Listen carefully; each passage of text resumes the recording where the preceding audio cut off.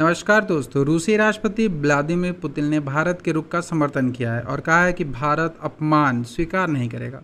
उन्होंने अमेरिका को धमकी देने के लिए निशाना साधा और कहा कि अमेरिका अपनी औकात में रहे।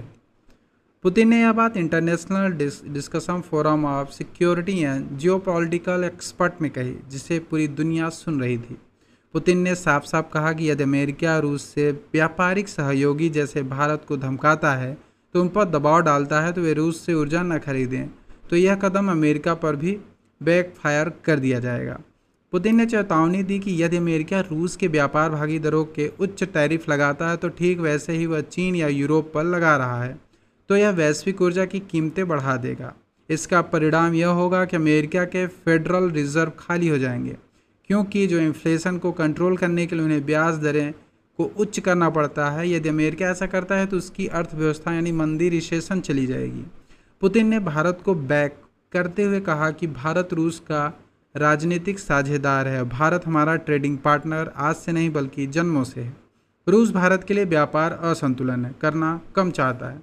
उन्होंने कहा कि भारत को कभी भी किसी के साथ समस्या नहीं हुई तो अंतर्राष्ट्रीय तनाव कभी नहीं रहा। यदि भारत रूसी ऊर्जा खरीदना बंद कर देता है तो रूस को $9 बिलियन से $10 बिलियन का नुकसान होगा। कुछ एक्सपर्ट का मानना है कि रूस का यह बयान कहीं ना कहीं अपमें यानी तुष्टीकरण जैसा लगता है, क्योंकि रूस को भारत के व्यापार की आवश्यकता है। भारत इस समय भारी मात्रा में क्रूड ऑयल करता है, इसी कारण भारत का ज़्यादातर देश के साथ व्यापार घाटा है, खासकर चीन के साथ $100 बिलियन का। भारत की सबसे बड़ी दिक्कत ऊर्जा वाली है।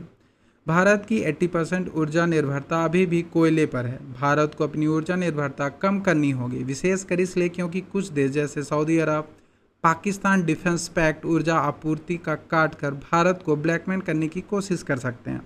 इसके समाधान के लिए भारत न्यूक्लियर ऊर्जा यानी रिजर्व को खोज या क्लीन एनर्जी इलेक्ट्रॉनिक्स व्हीकल पर फोकस कर सकता है। हालांकि इसमें भी समय लगेगा और समस्याएं भी हैं।